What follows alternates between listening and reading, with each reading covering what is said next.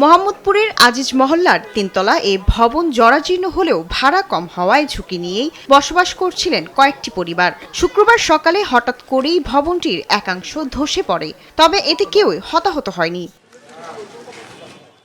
ভবন ধসের পর আতঙ্ক ছড়িয়ে পড়ে স্থানীয়দের মাঝে। হতে তো অনেকেই হইতে পারে, কিন্তু আসলে এতদিন অল্প ফাটা ছিল। 2003 থেকে বাসায় থাকি, আজকে 26-23 বছর। আমি তখন ছোট হয়েছিলাম।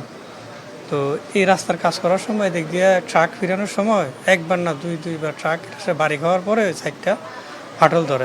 ভবনের ব্যাপারে কয়েকবার সতর্ক করা হলেও মালিকপক্ষ কোনো উদ্যোগ নেয়নি বলে অভিযোগ করেছেন অনেকেই। বাসা খুঁজতাছি, দেখি অন্যা জামগা, অন্য তো রিস্ক তো এতদিন তো খালি পরে না পরে যাবো এটা অন্য তো আজকে পরেই গেছে, আর কি করা।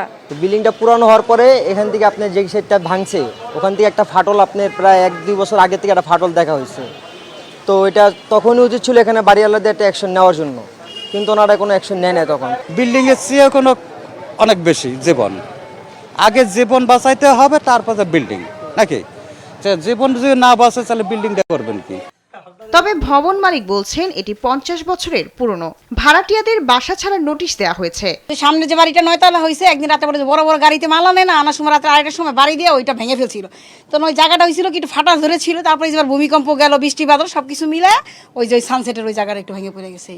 এমন ঝুঁকিপূর্ণ ভবন চিহ্নিত করে নজরদারির আওতায় আনা না হলে বড় বিপদের কারণ হতে পারে বলে আশঙ্কা করছেন সচেতন নাগরিকরা।